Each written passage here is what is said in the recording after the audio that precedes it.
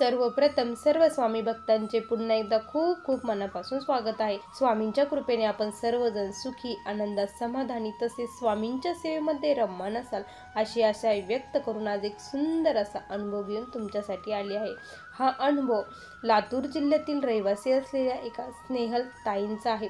स्नेहल ताईंना स्वामींनी जो अनुभव दिला तो ऐकून आज प्रत्येक जण हा थक्क होणार आहे, कारण ज्या वेळेस मी हा अनुभव ऐकला त्यावेळेस खरंच माझ्या अंगावरती शहारे उभे राहिले आणि नकळतपणे डोळ्यातून पाणी आले। किती स्वामींची महिमा! ज्या वेळेस मला कॉल येतात आणि अनुभव सांगितले जातात त्यावेळेस असं वाटतं की खरंच किती स्वामींची महिमा ही अगाध आहे। स्वामी तुमच्या कृपेने तुमचा प्रत्येक भक्त हा खूप सुखी आणि समाधानी आहे। तुमची कृपा अशीच प्रत्येक भक्तावरती असू द्यावी अशीच एवढीच विनंती मी स्वामींना करत असते। चला तर मग ताईंच्या शब्दात अनुभवाला सुरुवात करूया। ताई म्हणतात, सर्वप्रथम सर्वांना श्री स्वामी समर्थ महाराजांच्या चरणी त्रिवार वंदन करून आज मला आलेला एक छोटासा अनुभव इथे सांगावा वाटतो।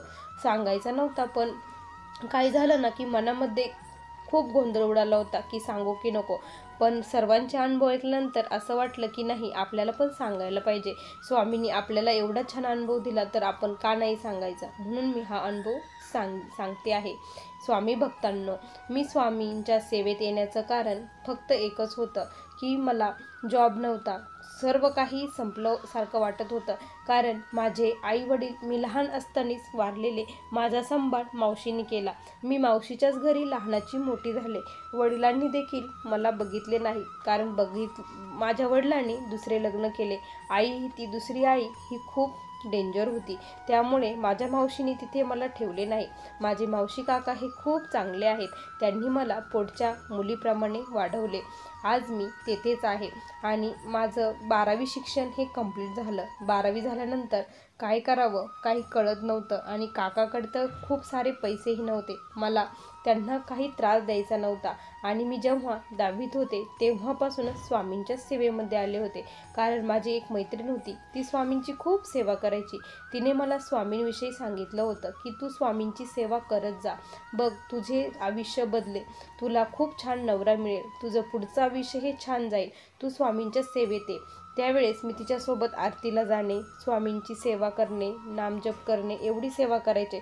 घरी काही मला जमत नसायचं, कारण अभ्यासही असायचा, मावशीला कामही करू लागायचं आणि क्लासलाही जायचं, त्यामुळे मी घरी सेवा न करता फक्त मठात आरतीला जाणे आणि नामस्मरण करणे।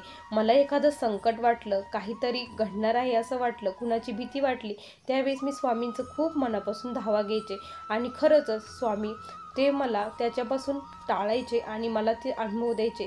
त्यामुळे माझा स्वामींवरती विश्वास हा वाढत गेला। मग मी स्वामींची खूप नामस्मरण करू लागली। त्यानंतर काय झालं ना की माझी 12वी झाली।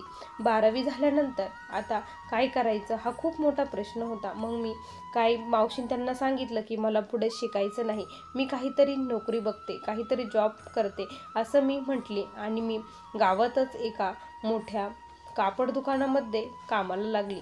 तेथे मला फार काही पगार नव्हता, पण काहीतरी आपला आधार मावशीला होईल या हेतूने मी ते करायचं ठरवलं होतं आणि मी तिथे जाऊ लागली, तिथे काम करू लागली। आणि काय झालं ना की मी तिथं जेव्हापासून गेली तेव्हापासून मला खूप रडू यायचं।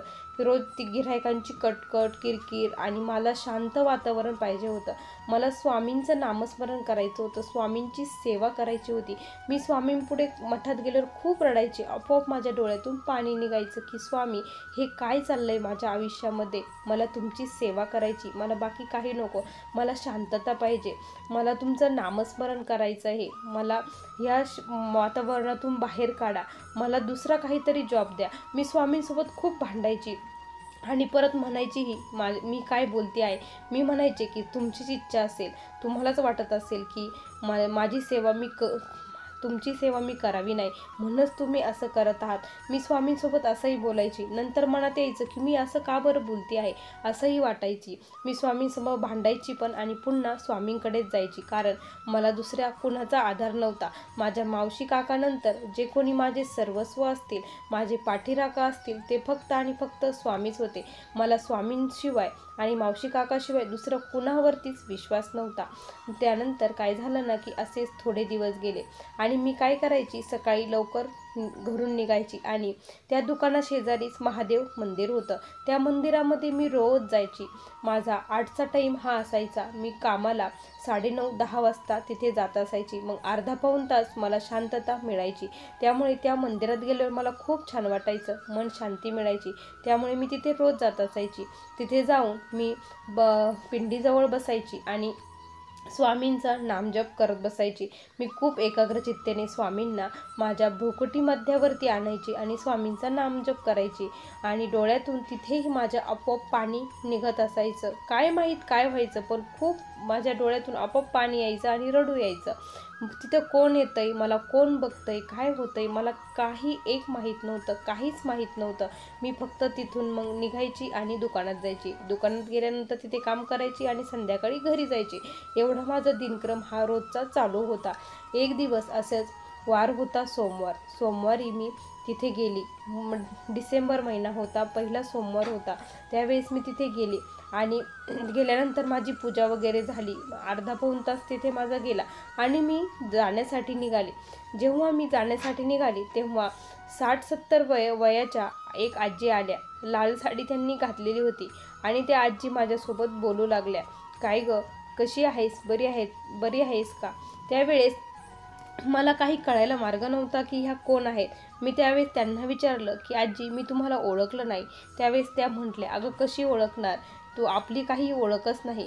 मी तुला रोज मंदिरामध्ये बघते, मीही मंदिरात येते. तू जेव्हा देवाची सेवा करते तेव्हा तू खूप एकाग्रचित्त असते आणि तुझ्या डोळ्यातील अश्रू बघून तुझी भक्ती ही खरंच खूप खरी आहे. तू खरंच खूप श्रद्धेने देवाची सेवा करते, असं त्या मला बोलू लागले. त्यावेळेस मलाही बरं वाटले. मग त्या बोलू लागले पुढे की काय करते, शिक्षण करते की कुठे जॉब करते. त्यावेळेस मी म्हटले की आजी, माझी 12वी झाली आणि मी इथे कापड दुकानामध्ये कामाला आहे, असं आजीला सांगितलं. आजी म्हटल्या बरं ठीक आहे. मग आजी म्हटल्या, गं तू माझ्याकडे कामाला येशील का?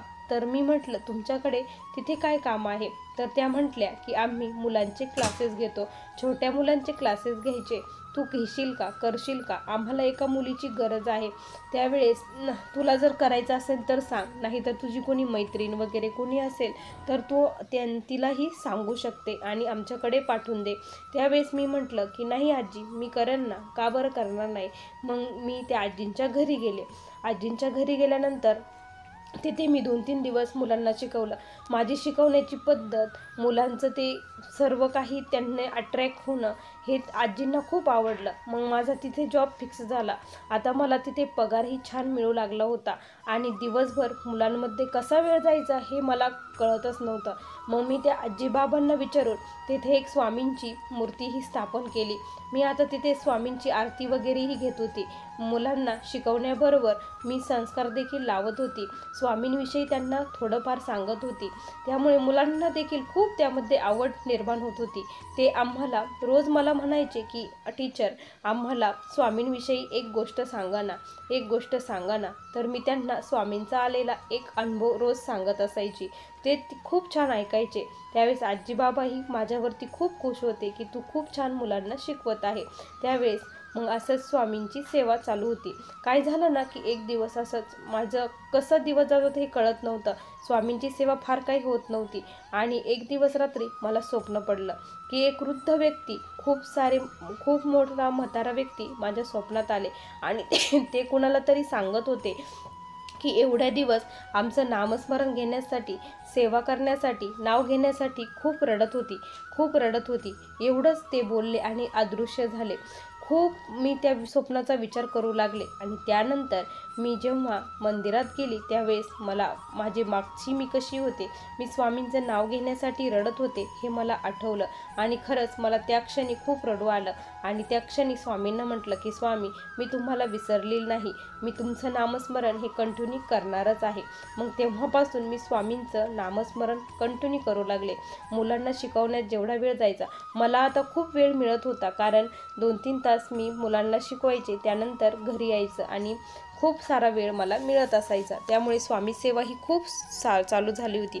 त्यानंतर मला मावशी काकांनी सांगितलं की तू तुझा वेळ व्हायला घालू नको, आपण काहीतरी करू. म्हणून मी DEDला ॲडमिशन घेतलं. DEDला ॲडमिशन वगैरे झालं, सर्व काही व्यवस्थित झालं. क्लासेस ही चालूच होते. आता मी माझ्या पैशाने माझं शिक्षण हे पूर्ण केलं होतं.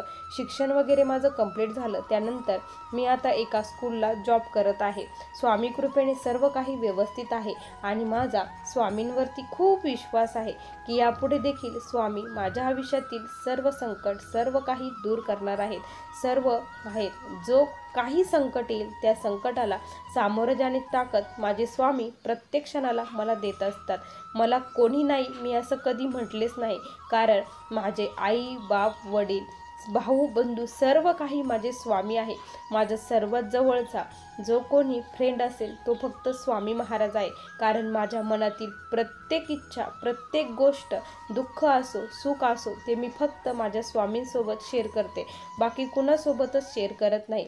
स्वामी माझे खूप छान मित्र देखील बनले आहेत. आता स्वामीच्या चरणी एकच प्रार्थना आहे की स्वामी, जिथे कुठे माझं लग्न होईल त्या ठिकाणी फक्त एकच असावं की तिथे तुमची सेवा माझ्याकडून केली गेली पाहिजे.